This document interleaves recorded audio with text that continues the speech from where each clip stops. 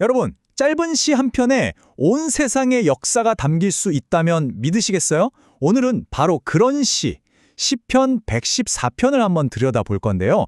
한 분석 자료를 보니까 이 짧은 시 안에 정말 어마어마한 비전이 숨어 있더라고요. 자, 이 시는 이렇게 선포합니다. 땅이여, 너는 주 앞에서 떨지어다. 와, 정말 극적이지 않나요? 스케일이 엄청나죠. 듣자마자 궁금해지잖아요. 도대체 무슨 일이 벌어지고 있길래 이 땅 전체가 떨어야 하는 걸까요? 이게 그냥 옛날 이야기를 기록한 게 아니라는 거죠. 오늘 우리가 살펴볼 송영찬 목사의 분석을 보면요. 이 시편이 이스라엘이라는 한 민족의 탄생 이야기를 완전히 새롭게 해석해서 우리에게 훨씬 더 큰 그림을 보여준다고 합니다. 자, 그럼 이 시의 깊이를 제대로 이해하려면 먼저 그 배경이 되는 이야기부터 알아야겠죠. 바로 이스라엘 민족의 건국 신화라고 할 수 있는 출애굽 사건입니다. 모든 이야기는 바로 여기서부터 시작하거든요. 출애굽, 이건 이스라엘 역사에서 정말 결정적인 순간이에요. 그냥 이제 억압에서 벗어나서 자유다. 이게 끝이 아니라 말 그대로 하나의 민족이 탄생하는 그런 순간이었던 거죠.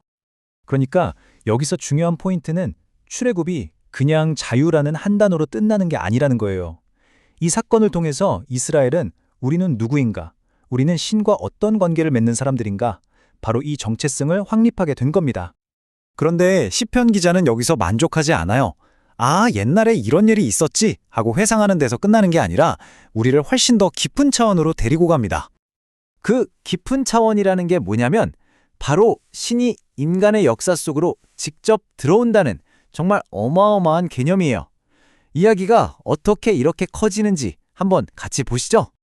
분석 자료에서는 이 사건을 신현, 영어로는 테오파니라는 용어로 설명하는데요. 이게 뭐냐면 쉽게 말해서 우연히 일어난 일이 아니라는 거예요. 신이 세계라는 이 거대한 무대에 직접 등장한 아주 극적인 사건이었다. 바로 이런 뜻입니다. 바로 이 지점에서 관점이 완전히 뒤바뀌는 겁니다. 역사가 더 이상 그냥 우연한 사건들의 나열이 아니게 되는 거죠. 출애굽이라는 사건을 통해서 역사는 신이 직접 감독하고 연출하는 분명한 목적이 있는 한편의 이야기로 재탄생하는 겁니다. 자, 이제부터가 정말 흥미로운 부분인데요. 시편 114편은 이 출애굽 사건을 세 가지의 아주 독특한 관점으로 다시 해석해요. 그리고 이걸 통해서 완전히 새로운 우주적인 청사진을 우리 앞에 딱 펼쳐놓습니다.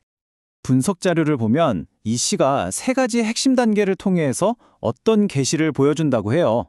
첫째, 해방의 진짜 목표가 뭐였는지 밝히고, 둘째, 세상의 권력이 어떻게 재편되었는지 보여주고, 마지막으로 이게 어떻게 모두를 위한 이야기로 완성되는지를 보여준다는 거죠. 자, 그럼 하나씩 따라가 볼까요? 첫 번째, 이 여정의 진짜 목적지가 그냥 자유에서 끝나는 게 아니었다는 겁니다. 진짜 목적은 바로 예배였다는 거죠. 그러니까 해방은 최종 고린 지점이 아니라 어딘가로 가기 위한 과정이었다는 뜻이에요. 실제로 성경에도 그 목적이 명확하게 나와요. 너희가 이 산에서 하나님을 섬기리니. 그쵸? 여정의 끝은 바로 신을 만나는 것, 신의 임재였어요. 그리고 시편은 바로 이 지점을 신이 이 땅에 머무시는 장소, 즉 성전과 자연스럽게 연결하는 거죠. 자, 두 번째 계시는 이 사건의 스케일을 확 키워버립니다. 이집트에 내린 재앙이나 홍해를 건넌 사건이 그냥 이집트와 이스라엘 이 인간들 사이의 싸움이 아니었다는 거예요. 이건 신과 신의 대결, 하늘의 권력들 사이에서 벌어진 우주적인 전쟁이었다는 거죠. 이 전쟁이 던지는 질문은 딱 하나입니다. 과연 이 세상의 진짜 왕은 누구인가? 출애굽 사건은 바로 이 질문에 대한 대답인 셈이죠. 세상의 기존 권력 구조를 완전히 뒤집어 엎고 이 땅의 모든 왕들 위에 군림하는 진짜 왕이 누구인지를 온 세상에 선포하는 겁니다. 저는 개인적으로 이 분석 자료의 이 비유가 정말 멋지다고 생각했어요. 성소가 그냥 예배드리는 장소가 아니라 우주의 왕을 위한 대관식이 열리는 곳이라는 거예요. 그러니까 새로운 왕이 즉위하고 온 세상을 향한 통치를 시작하는 바로 그 왕의 보좌가 되는 거죠. 자, 그리고 이 모든 이야기는 마침내 세 번째, 가장 스케일이 크고 또 가장 중요한 계시로 이어집니다. 이 한민족의 역사적인 사건이 어떻게 온 세상을 향한 초대가 되는지 한번 보시죠. 시편이 여기서 정말 놀라운 일을 하는데요. 이스라엘이라는 아주 특정적인 한 민족의 구원 이야기를 온 세상을 위한 보편적인 약속으로 확 바꿔버리는 겁니다. 보세요. 시작은 이스라엘이라는 한 민족이었죠. 그런데 이게 모든 민족, 즉 열방으로 확장되고 거기서 멈추지 않고 결국엔 모든 피조물에게까지 넓어지는 거예요. 시편에서 왜 산이 뛰놀고 바다가 갈라지는지 이제 좀 이해가 되시죠? 바로 이 거대한 그림 때문입니다.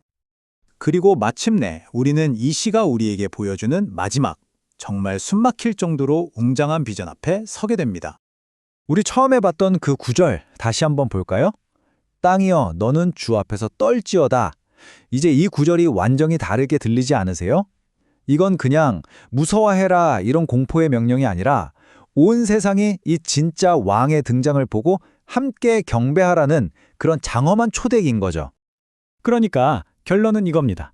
시편 114편이라는 렌즈를 통해 다시 들여다본 출애굽 사건의 최종 메시지는 한 민족에게만 주어진 특별한 이야기가 아니라 바로 우리 모두를 위한 보편적인 희망의 메시지라는 거죠. 결국 한 편의 시가 특정 민족의 역사를 온 세상을 위한 비전으로 완벽하게 바꾸어 놓은 셈이죠. 여기서 이런 질문을 던져보게 됩니다. 한 민족의 이야기가 이렇게 모두를 위한 메시지를 담을 수 있다면 과연 우리 각자의 이야기 속에는 어떤 보편적인 메시지가 숨어 있을까요? 한 번쯤 생각해 볼 만한 질문인 것 같습니다.